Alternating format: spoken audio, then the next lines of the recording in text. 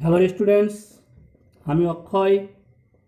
আমি তোমাদের সামনে আজকে আলোচনা করে দেখাবো আয় আরও বেঁধে বেঁধে থাকি কবিতাটি। কবি শঙ্খ ঘোষ। কবিতাটির নাম আয় আরও বেঁধে বেঁধে থাকি। মূল উৎস জল ই পাষাণ হয়ে আছে। কবিতাটির ভাববস্তু প্রথমে আলোচনা করা যাক। সাধারণ মানুষ আজ এক ভয়াবহ প্রতিকূল পরিস্থিতির শিকার। মানুষ বড় অসহায়। এমন অবস্থায় তাদের বেঁচে থাকার কোনো পথ যেন নেই। তাই এ হতাশার মাঝে বাঁচার একটাই পথ, তা হলো সঙ্ঘবদ্ধতা। কবি শঙ্খ ঘোষ আয় আরও বেঁধে বেঁধে থাকি কবিতায় যুদ্ধপীড়িত অবস্থার এক করুণ দৃশ্য তুলে ধরেছেন। পাহাড় সংলগ্ন এলাকায় অসহায় মানুষ তার নিজের জীবনকে কিভাবে কষ্টের মধ্য দিয়ে দিন যাপন করছে, তার এক করুণ দৃশ্য। সাধারণ মানুষ আজ যেন অসহায়ে পরিণত হয়েছে।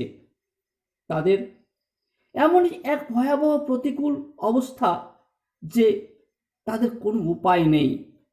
কোন দিকে যাবে, কিভাবে বাঁচবে, তা যেন খুঁজে পাচ্ছে না। তাদের চারিদিকেই যেন বিপদ। যেদিকে যাই, যেদিকে পা বাড়াই, চারিদিকেই তাদের বিপদ আর বিপদ। তাই মানুষ বড় অসহায়, যেন কোনো পথ নেই তাদের। এ হতাশার মাঝে বাঁচার একটাই মাত্র পথ। যারা এখনো বেঁচে আছে তাদেরকে সংঘবদ্ধভাবে বেঁচে থাকতে হবে এবং দলবদ্ধভাবে থেকে, হাতে হাত রেখে, সংঘবদ্ধভাবে থেকে যেন তাদেরকে বেঁচে থাকতে হবে। তাদের ইতিহাস পর্যন্ত নেই, কেউ তাদের খোঁজ খবর নেই না। তাই এখানে একত্রিত হয়ে হাতে হাত রেখে বেঁধে বেঁধে থাকাকেই কবি আয় আরও বেঁধে বেঁধে থাকি কবিতার মাধ্যমে নিজেকে এখানকার অবস্থাকে, সাধারণ মানুষের অবস্থাকে প্রস্ফুটিত করেছেন। তাই কবিতার নাম আয় আরও বেঁধে বেঁধে থাকি। এই ক্ষয়ে যাওয়া সমাজে সাধারণ মানুষের কোনো ইতিহাস নেই। যদিও বা থেকে থাকে, তবে তা সাম্রাজ্যবাদী শক্তির কাছে পদানত হওয়ার ইতিহাস। কিন্তু এসব প্রতিকূল ও নেতিবাচক পরিস্থিতির মধ্যেও কিছু মানুষ এখনও তাদের শুভ শক্তি, শুভবুদ্ধি, বিবেক বোধ বিসর্জন দেয়নি। কবি তাদের ঐক্যবদ্ধ হতে আহ্বান করেছেন। তারা যদিও আরও সংঘবদ্ধভাবে থাকেন, তবে সাম্রাজ্যবাদী শক্তির পরাজয় অবশ্যম্ভাবী যদি তারা দলবদ্ধভাবে নিজেকে গচ্ছিত করে রাখতে পারেন। কবি শঙ্খ ঘোষ তার কবিতার মাধ্যমে মানুষের কাছে এই বার্তাই পৌঁছে দিতে চেয়েছেন যে প্রতিকূল, অসহায়, বঞ্চনা ও সংশয়ের মাঝেও সংঘবদ্ধতা হতে হবে। কারণ একতা, সম্প্রীতি ও সম্মিলিত শক্তির কাছে ঔদ্ধত্য শক্তিকে নতজানু হতেই হয়। এটাই সভ্যতার ইতিহাস, এটাই বাস্তব এবং এটাই সত্য। তাই কবি শঙ্খ ঘোষ আয় আরও বেঁধে বেঁধে থাকি কবিতার মাধ্যমে সকল পাহাড় সংলগ্ন এলাকার সাধারণ মানুষকে বেঁচে থাকার উদ্দেশ্যে সংঘবদ্ধ হতে বলেছেন। আজকের এই বিষয়বস্তুর মধ্য দিয়ে আমরা আয় আরও বেঁধে বেঁধে থাকি কবিতাটিকে দেখতে পেলাম।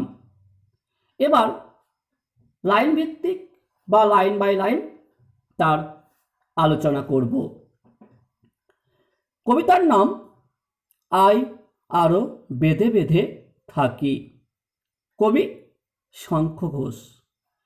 একটু আগেই বলা হলো মূল গ্রন্থের নাম জল-ই পাষাণ হয়ে আছে। প্রথমেই কবিতার শুরুতেই আমরা দেখতে পাচ্ছি আমাদের ডান পাশে ধস। কেননা পাহাড় সংলগ্ন এলাকায় ধসপ্রবণ এলাকা। এখানে মানুষকে চলতে গেলে কত বিপদে পড়তে হয়। তাই শুরুতেই আমরা দেখতে পাই মানুষের জীবনের অসহায় অবস্থা। এগোতে গেলেই তাদের বিপদের মুখে পড়তে হয়। তাই বলেছেন আমাদের ডান পাশে ধস, আমাদের বায়ে গিরিখাত, অর্থাৎ বাম দিকে গিরিখাত। গিরিখাত কথার অর্থ হচ্ছে পাহাড়ের পাদদেশ ঢাল, অর্থাৎ সংকীর্ণ পথ, যেখানে পড়ে গেলে মানুষের কোনো আর খোঁজ খবর নেওয়ার ক্ষমতা থাকে না, অর্থাৎ মৃত্যু অনিবার্য। তাই আমাদের ডান পাশে ধস, আমাদের বায়ে গিরিখাত, আমাদের মাথায় বোমারু। বোমারু কারা? যারা উপর থেকে বোম ফেলে, যারা বোম ফেলে মানুষকে, এলাকাকে, শহরকে ধ্বংস করে দেয়, তারাই বোমারু। পায়ে পায়ে হিমানির বাঁধ, পায়ে পায়ে হিমানির বাঁধ। হিমানির কথা অর্থ হচ্ছে বরফ। যত পায়ে পায়ে এগিয়ে যাওয়া যায়, সামনের দিকে এগিয়ে যাওয়া যায়, যেন বরফ আর বরফ। আমাদের পথ নেই কোনো। কবি দেখতে পাচ্ছেন যে সাধারণ মানুষের অবস্থা এতই শোচনীয় যে কোন দিকে যাবে, কিভাবে যাবে, তাদের বাঁচার কোনো আর রাস্তা নেই। তাই পায়ে পায়ে যেদিকে যায় যেন তাদের অবস্থা শোচনীয় হয়ে পড়ে। তাই বলেছেন আমাদের পথ নেই কোনো। আমাদের ঘর গেছে উড়ে। ঘর কি করে উড়ল? না গোলা বারুদের আঘাতে। বোমারুরা আকাশ থেকে যখন বোম ফেলে, তখন সেই বোমের আঘাতে যেন ঘর বাড়িগুলো উড়ে যায়, ধ্বংস হয়ে যায়, তাদের কোনো চিহ্ন আর খুঁজে পাওয়া যায় না। তাই কবি শঙ্খ ঘোষ আয় আরো বেঁধে বেঁধে থাকি কবিতায় যেন বলেছেন যে আমাদের যেহেতু ঘর নেই, আমাদের কোনো জায়গায় যাওয়ার কোনো পথ নেই, এই অবস্থায় আমরা বাঁচি বা কী করে, আমরা থাকি বা কী করে? আমাদের মাথায় বোমারুরা ঘুরে বেড়াচ্ছে, সামনে পেছনে ডানে বামে চারদিকেই যেন বিপদ। এই বিপদের অবস্থায় আমাদের কেউ যেন আর দেখার নেই। তাই কবি প্রথম থেকেই একের পর এক সেই বিপদ সংকুল অবস্থার কথাগুলো বলেছেন। তারপরের অংশ আমাদের শিশুদের সব। আমাদের শিশুদের সব বলতে আমরা যারা এই পাহাড়ি সংলগ্ন এলাকায় এখনো বেঁচে আছি, তারা এখনো কেউ মারা গেছেন, কেউ বেঁচে আছেন, কিন্তু এই যুদ্ধ সংকীর্ণ অবস্থায় তাদের শিশুদের সব। শিশু বলতে ছোট ছোট বাচ্চাদেরকে শিশু বলা হয়েছে। তাদের মৃতদেহ, সব মানে মৃতদেহ, তাদের যে মৃতদেহ এখনো চারদিকে ছড়িয়ে ছিটিয়ে পড়ে আছে, কেউ যেন তাদেরকে আর দেখে না। তাই কবি বলেছেন আমাদের মৃতদেহর সাথে সাথে শিশুদের মৃতদেহ, আমাদের শিশুদের সব, আমাদের এবং শিশুদের সকলেরই সব মানে মৃতদেহ ছড়িয়ে ছিটিয়ে পড়ে আছে যেখানে সেখানে। কেননা বিপদ সংকুল অবস্থায় কেউ এই মৃতদেহকে উদ্ধার করতে কেউ আর এগিয়ে যায় না। তাই ছড়ানো রয়েছে কাছে দূরে, ছড়ানো রয়েছে। কি ছড়ানো রয়েছে? না মৃতদেহ। কাদের মৃতদেহ? না শিশুদের মৃতদেহ। শুধু কি শিশুদের মৃতদেহ? যারা ধ্বংসপ্রীত অবস্থার মধ্য দিয়ে নিজেকে বাঁচাতে পারেনি, যাদের ঘর বাড়িগুলো সব উড়ে গেছে, যাদের গোলা বারুদের আঘাতে দেহ ছিন্ন ভিন্ন হয়ে গেছে, তাদেরও মৃতদেহ, তার সাথে সাথে শিশুদের মৃতদেহ, সমস্ত কিছুই যেন ছড়িয়ে ছিটিয়ে পড়ে আছে। কেউ উদ্ধার করার জন্য আর এগিয়ে আসে না। আমরাও তবে এইভাবে এই মুহূর্তে মরে যাব নাকি? কবি বলেছেন। কবি শঙ্খ ঘোষ আবার বলেছেন, আমরাও তবে এই যে সামনে পেছনে যে বিপদ, যেদিকে যাই সেদিকে শুধু বিপদ আর বিপদ। এই মুহূর্তেই শিশুদের সব যেখানে সেখানে ছড়িয়ে পড়ে রয়েছে। আমাদের বাঁচার কোনো রাস্তা নেই। তাহলে এই যুদ্ধ সংকুল অবস্থার মধ্য দিয়ে আমাদেরও কি আর বাঁচার কোনো রাস্তা নেই? আমরাও তবে এইভাবে এই মুহূর্তে তাহলে কি মারা যাব? কবি যেন নিজেকে নিজের মধ্য দিয়ে এই প্রশ্ন চিহ্নটাকে রেখে দিলেন। তাই তিনি আবার বললেন, আমরাও তবে, আমরাও বলতে আমরা সাধারণ মানুষেরা, যারা এখনো যুদ্ধক্ষেত্রে অবস্থায়, যুদ্ধপীড়িত অবস্থায় নিজেদেরকে বাঁচিয়ে রেখেছেন, তারা সকলে এখানে আমরাও তবে এইভাবে এই মুহূর্তে মরে যাব নাকি? অর্থাৎ তিনি সন্দেহ প্রকাশ করেছেন, আমরাও যে কখন মরব, আমাদের মাথার উপরে যে কখন বোমা পড়বে, গোলা বারুদ পড়বে, তার কোনো নিশ্চয়তা নেই। তাই বলেছেন, এই মুহূর্তে মরে যাব নাকি? আমাদের পথ নেই আর। তাহলে আমরা এমনই একটা পরিস্থিতির মধ্যে পড়ে আছি যা আমরা যেদিকেই যাই সেদিকেই শুধু বিপদ আর বিপদ। আমাদের কোনো দিকেই যাওয়ার কোনো রাস্তা নেই। তাই কবি বলেছেন, আমাদের পথ নেই আর। আরও বেঁধে বেঁধে থাকি।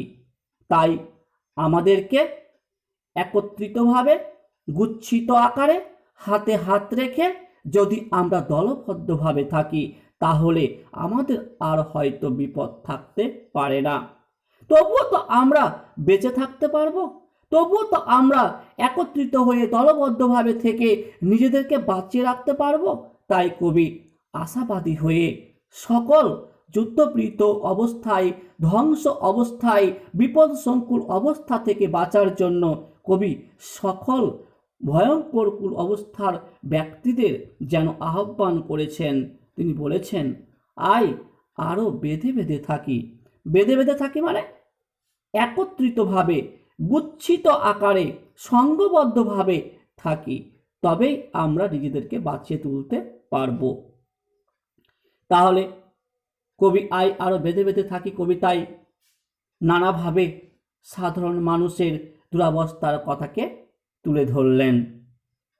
তিনি দেখালেন শিশুদের সবেদের মৃতদেহ যেন ছড়িয়ে ছিটিয়ে পড়ে রয়েছে। আরও দেখালেন যে এইভাবে শিশুদের দেহ যেহেতু ছড়িয়ে ছিটিয়ে পড়ে রয়েছে, আমাদের অবস্থা হয়তো যে কোনো মুহূর্তে এইভাবেই হতে পারে। তাই আমরাও হয়তো যে কোনো মুহূর্তেই নিশ্চিহ্ন হয়ে যেতে পারি। আমাদের আর কোনো বাঁচার রাস্তা হয়তো নেই। এই মুহূর্তে মরে যাব নাকি কথাটির মাধ্যমে কবি সন্দেহ প্রকাশ করেছেন। কেননা এই মুহূর্তে এই যে গোলা বারুদ, এই যে বোমারুরা আকাশে ঘুরে বেড়াচ্ছে, না জানি হয়তো কখন কার উপরে বোমা পড়বে, তার তো নিশ্চয়তা নেই। তাই এই মুহূর্তে হঠাৎ যে কোনো মুহূর্তেকে কবি বোঝাতে গিয়ে এই মুহূর্তে মরে যাব নাকি কথাটি ব্যবহার করেছেন। আমাদের পথ নেই আর। কেন বললেন? যে আমরা যে কোনো মুহূর্তেই যেদিকেই যাই না কেন, বাঁচার জন্য ছুটোছুটি করি না কেন, আমাদের আর কোনো রাস্তা, আমাদের কোনো আর বাঁক বা কোনো পথ নেই। তাই কবি এই কথাটি বলেছেন, আয় আরও বেঁধে বেঁধে থাকি। এই জীবনে বাঁচতে গেলে কত বাধা, কত বিপত্তি, কত কষ্ট, কত কিছুই না আসবে, তবুও আমাদেরকে বাঁচতে হবে। পরের অংশ, আমাদের ইতিহাস নেই। কবি কি বললেন? আয় আরো বেঁধে বেঁধে থাকি কবিতায় তিনি বললেন, আমাদের ইতিহাস নেই। কেন ইতিহাস নেই? যে আমরা এমনই একটি ভয়ঙ্কর পরিস্থিতির মধ্যে, এমনই একটি বিপদ সংকুল অবস্থার মধ্যে বসবাস করছি যে বোমারুরা তো মাথার উপরে ঘুরে বেড়াচ্ছেই, তার সাথে সাথে সামনে হিমানির বাঁধ অর্থাৎ বরফের বাঁধ, বায়ে গিরিখাত, ডানে ধস, এরই মধ্যে আমাদেরকে বাঁচতে হবে। আর এইরকম বিপদ সংকুল অবস্থার মধ্য দিয়ে যেহেতু আমাদেরকে বাঁচতে হবে, বেঁচেও আছি, চলছি, এমনই মুহূর্তে কোনো ইতিহাসের পাতায় আমাদের নাম আর ওঠে না, কেউ জানেও না, কেউ বোঝেও না যে আমরা কি অবস্থায় রয়েছি। তাই কবি বলেছেন আমাদের ইতিহাস নেই, কেননা আমাদের খোঁজ খবর তারা রাখে না। তাই তো বলাই হয়, রাজায় রাজায় যুদ্ধ হয়, উলু খাগড়ার প্রাণ যায়। তাই তো আমরা তো আর রাজা নয়, রাজায় রাজায় যুদ্ধ হলো, রাজার রাজবাহিনীদের যুদ্ধ হলো, কি হলো, রাজার নাম উঠলো, কিন্তু আমাদের তো আর কোনো খোঁজ খবর হলো না। আমরা কিভাবে পড়ে আছি, কত বিপদ সংকুল অবস্থার মধ্য দিয়ে আমাদের জীবন পালন করছি, তা কেউ খবর নেয় না। তাই আমাদের কোনো ইতিহাস নেই, ইতিহাসের পাতায় কোনো দিনকার জন্য কোনোভাবেই আমাদের নাম ওঠে না, আর উঠবেও না। তাই বলেছেন কবি আমাদের ইতিহাস নেই, অথবা এমনই ইতিহাস, যদিও বা ইতিহাস রচনা হয়, তাহলে সেই ইতিহাস মুখ ঢাকা ইতিহাস, কেননা এই ইতিহাস কোনোদিনকার জন্য কারো চোখে পড়বে না। অথবা এমনই ইতিহাস আমাদের চোখ ঢাকা ইতিহাস, মুখ ঢাকা ইতিহাস। তাই বলেছেন আমাদের চোখ মুখ ঢাকা ইতিহাস, চোখ মুখ ঢাকা।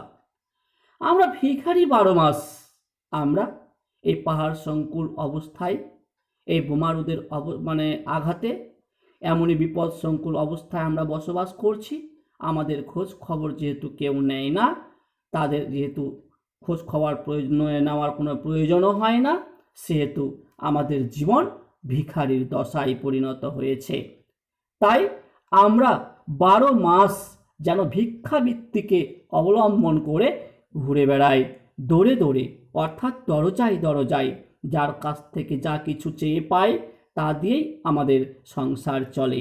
আর মৃত সন্তানদের হাহাকারে যেন আমরা সারা জীবন দুঃখকেই সাথী করে নিয়ে বয়ে বেড়াই। তাই আমাদের চোখ মুখ ঢাকা ইতিহাস কখনো কারো কাছে আত্মপ্রকাশ পায় না। তাই বলেছেন যে আমরা ভিখারি 12 মাস, আর পৃথিবী হয়তো বেঁচে আছে। কেন বললেন? পৃথিবী বেঁচে আছে, সত্যি। পৃথিবী কি তাহলে মরে গেছে? না, পৃথিবী হয়তো বেঁচে আছে, পৃথিবী হয়তো গেছে মরে। কবি এই 2 লাইনের দ্বারা কি বোঝাতে চাইলেন?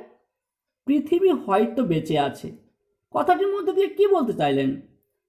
কবি বোঝাতে চাইলেন পৃথিবীর মধ্যে যারা বেঁচে আছে তারা যুদ্ধকে, এই আবহাওয়াকে, এই পরিস্থিতিকে, এই সংকুল পরিস্থিতিকে আঁকড়ে ধরে কোনো রকম করে টিকে আছেন। এটাকে বেঁচে থাকা বলে, টিকে থাকা বলে, ভালোভাবে বেঁচে থাকা বলে না। পৃথিবী হয়তো বেঁচে আছে, হ্যাঁ, পৃথিবী বলতে গেলে পৃথিবীর মানুষ বেঁচে আছে, টিকে আছে, কিন্তু ভালো নেই। তাই ভালো না থাকার জন্য পৃথিবী হয়তো গেছে মরে কথাটি ব্যবহার করেছেন। বেঁচে থাকা, টিকে থাকাটাই কেবল হচ্ছে, কিন্তু মরে যাওয়ার নামান্তর। কেননা বেঁচে থাকাটা কেবল নাম মাত্র, টিকে থাকা মাত্র, কিন্তু শান্তি কোথায়? শান্তি কি রয়েছে? যেহেতু শান্তি নেই, তাই পৃথিবী যেন মরে গেছে বলে কবি উল্লেখ করেছেন। একবার বলেছেন পৃথিবী হয়তো বেঁচে আছে, আবার উল্টো করে বলছেন পৃথিবী হয়তো গেছে মরে। এক কথায় বেঁচে থেকে যেন আমরা মরে গেছি, শুধু কেবল বাঁচা আছি, বেঁচে আছি, কিন্তু বেঁচে থেকেও যেন মরে যাওয়া অবস্থা। কেন? আমরা খেতে পাচ্ছি না, আমরা কেবল টিকে আছি, মানুষ কেবল টিকে আছে। যে কারণেই কবি বলেছেন যে আমরা কেবল টিকে আছি, বেঁচে আছি, এই বেঁচে থাকা মানে পৃথিবীর বেঁচে থাকা। আবার অন্য দিক থেকে বেঁচে থাকাটাকে ভালোভাবে বেঁচে থাকা নয় বলে তিনি আবার বলেছেন পৃথিবী হয়তো মরে গেছে। এই দুই রকম প্রকাশ করেছেন। তাহলে আমরা কি দেখলাম? আয় আরো বেঁধে বেঁধে থাকি কবিতায় দেখতে পেলাম যে আমরা এমনই এক ভয়ঙ্কর পরিস্থিতির মধ্যে বসবাস করছি যে আমাদের কোনো ইতিহাস নেই, আমাদের ইতিহাস নেই, অথবা এমনই ইতিহাস আমাদের চোখ মুখ ঢাকা। আমরা ভিখেরি 12 মাস। পৃথিবী হয়তো গেছে মরে, পৃথিবী হয়তো বেঁচে আছে, পৃথিবী হয়তো গেছে মরে। এই যে লাইনগুলো সত্যি বিখ্যাত লাইন। কেন? এই যুদ্ধপীড়িত অবস্থার মধ্য দিয়ে মানুষের জীবন কত অসহায়, এই খবরাখবর কেউ আর রাখে না। তাই আমাদের জীবন অর্থাৎ পাহাড় সংলগ্ন এলাকার মানুষের জীবন যেন মুখ ঢাকা ইতিহাসের মতো। তাদের খোঁজ খবর যেহেতু কেউ আর রাখে না, তাই বলেছেন আমাদের ইতিহাস নেই, অথবা এমনই ইতিহাস যেটা যদিও থাকে সেটা আবার কি হচ্ছে? চোখ মুখ ঢাকা ইতিহাস। কেন? ইতিহাসের পাতায় যেহেতু কোনো জায়গায় তার নাম নেই, যুদ্ধ হয়, কত প্রাণ যায়, রাজরাজরার নাম ওঠে, আর অন্যদিকে সাধারণ মানুষের কোনো খোঁজ খবর থাকে না। তাই ইতিহাস যদিও থাকে সেই ইতিহাস কেবল মুখ ঢাকা ইতিহাস। আর সেখানকার মানুষেরা 12 বছরই ভিক্ষাবৃত্তিকে অবলম্বন করে নিজেদেরকে কোনো রকম করে বাঁচিয়ে রাখে। তাই আমরা ভিখেরি 12 মাস ভিক্ষাবৃত্তি অবলম্বন করে চলতে হয়। পৃথিবী হয়তো বেঁচে আছে। আবার বলছি কথাটা, পৃথিবী হয়তো বেঁচে আছে। হ্যাঁ, পৃথিবী টিকে আছে, বেঁচে আছে, পৃথিবীতে মানুষ বেঁচে আছে, পৃথিবীটা সচল আছে, চলছে কোনো রকম করে টিকে। কারণ এই যুদ্ধপীড়িত অবস্থার মধ্য দিয়ে মানুষ বেঁচে আছে বলে পৃথিবী বেঁচে আছে, পৃথিবী টিকে আছে। মানুষের অস্তিত্ব যদি না থাকে, প্রাণের অস্তিত্ব যদি না থাকে, তাহলে পৃথিবীর কি দাম, কি যায় আসে এই পৃথিবীর? তাই পৃথিবী হয়তো বেঁচে আছে, কোনো রকমে টিকে আছে এই যুদ্ধ পরিস্থিতি অবস্থার মধ্য দিয়ে। আবার বলেছেন পৃথিবী হয়তো গেছে মরে, পৃথিবী হয়তো গেছে মরে। কেন এই সন্দেহটা কেন? কারণ পৃথিবীতে মানুষ যারা বেঁচে আছে কোনো রকম করে টিকে আছে, কিছু খেয়ে না খেয়ে তার শিশুদের, তার সন্তানদেরকে নিয়ে বেঁচে হয়তো আছে, কিন্তু অনেক সন্তান, অনেক শিশুরা পড়ে আছে। কোথায়? না পাহাড় সংলগ্ন এলাকায়। কারণ এই যুদ্ধপীড়িত অবস্থায় গোলা বারুদের আঘাতে শিশুরা হয়তো পালাতে পারেনি, তার সন্তানেরা অর্থাৎ রাস্তায় খেলতে গিয়ে হয়তো তাদের উপরে গোলা বারুদ পড়েছে, মারা গেছে, তারা ছড়িয়ে ছিটিয়ে পড়ে আছে, কেউ তাদের খোঁজ খবর আর রাখে না। তাই এই পরিস্থিতিতে পৃথিবী হয়তো গেছে মরে, এই কথাটি বলা হয়েছে। তাহলে আজকে যে কবিতাটি আমরা পড়ছি, আয় আরো বেঁধে বেঁধে থাকি, কবি শঙ্খ ঘোষ। তাহলে আমরা দেখতে পাচ্ছি কবি শঙ্খ ঘোষ এই মর্মান্তিক পরিস্থিতিতে কিভাবে সাধারণ মানুষের জীবন কাহিনীকে তুলে ধরেছেন। যুদ্ধপীড়িত অবস্থায় সাধারণ মানুষ কিভাবে অসহায়ভাবে ভিখিরি দশায় 12 মাস ভিক্ষাবৃত্তি করে বেঁচে আছে, তাদের কেউ খোঁজ খবর রাখে না, তাদের ইতিহাস মুখ ঢাকা ইতিহাস, সেই ইতিহাসের পাতায় কোনোদিনকার জন্য তাদের নাম ওঠে না। কাদের নাম ওঠে? রাজরাজরাদের নাম ওঠে, 2 রাজরাজরাদের পক্ষ থেকে নাম ওঠে, তাই তাদের ইতিহাস মুখ ঢাকা ইতিহাস। পরবর্তী অংশ দেখা যাক। তাহলে পরবর্তী অংশে আমরা দেখতে পাচ্ছি আয় আরো বেঁধে বেঁধে কবিতায় বা আয় আরো বেঁধে বেঁধে থাকি কবিতায় কবি শঙ্খ ঘোষ আবার বলেছেন, আমাদের কথা কে বা জানে, কেননা আমরা কারা? প্রথমে তো আবার বলা হয়েছে, আমরা বলতে এখানে সাধারণ মানুষ। কোন সাধারণ মানুষ? পাহাড় সংলগ্ন এলাকায় যারা বসবাস করে, তারা কত কষ্ট করে তাদের জীবনকে অতিবাহিত করে, আর তাদের চলার পথে কত বাধা। সামনে হিমানির বাঁধ, পায়ে পায়ে হিমানির বাঁধ, বামে গিরিখাত, ডানে গিরিখাত, বামে ধস। এই যে একটা অবস্থা, এই পাহাড় সংকুল সংকীর্ণ রাস্তায় যে কোনোভাবে তাদের ধস পড়ে গিয়ে জীবনটা হয়তো চলে যেতে পারে। তারই মধ্যে বোমার ওড়া আকাশে ঘুরে বেড়াচ্ছে, আর যে কোনো মুহূর্তেই বোম তাদের উপরে নিক্ষিপ্ত হতে পারে। এর মধ্যে তাদেরকে বাঁচতে হবে, আর এই বাঁচার মধ্যে দিয়ে, এই টিকে থাকার মধ্যে দিয়েই তাদের জীবনকে এগিয়ে নিয়ে যেতে হবে। তাই কবি বলেছেন, আমাদের কথা কে বা জানে, অর্থাৎ কেউ জানে না আর জানার কথা ভাবেও না। যারা সমাজের উচ্চবিত্ত, যারা রাজনীতিতে ব্যস্ত, যারা সমাজকে শাসন শোষণ করে, তারা সবসময় নিজেদের কথাই ভাবে আর সাধারণ মানুষের কথা ভাবে না। তাই এই মানুষেরা, শিশুরা কোথায় পড়ে রয়েছে, কি খাচ্ছে কি খাচ্ছে না, কিভাবে বেঁচে আছে, তাদের কথা যেহেতু কেউ ভাবে না, তাই কবি বলেছেন, আমাদের কথা কে বা জানে, কেউ জানে না, কেউ জানার কথা ভাবেও না।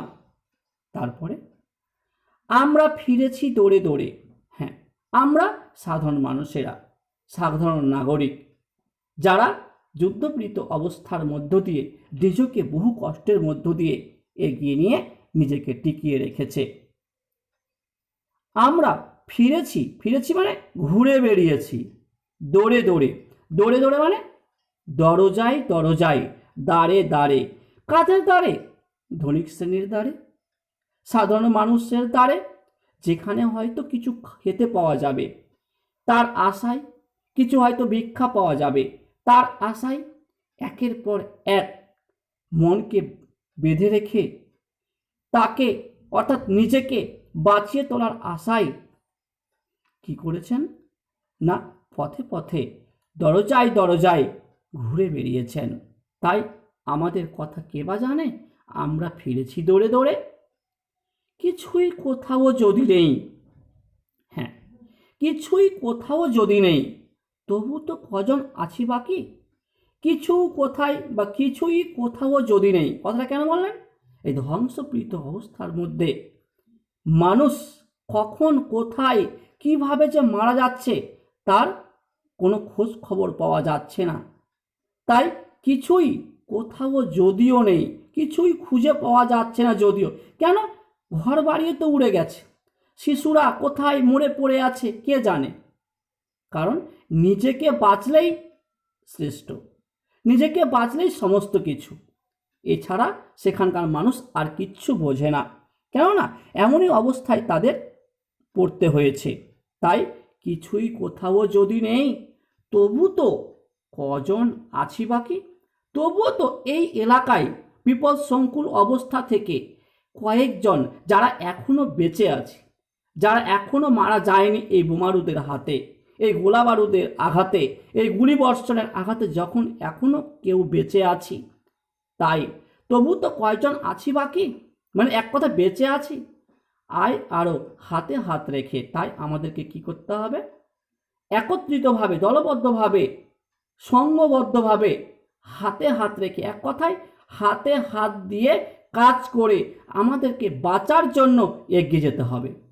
তাই বলেছেন, আয় আরও হাতে হাত রেখে, আয় আরও বেঁধে বেঁধে থাকি।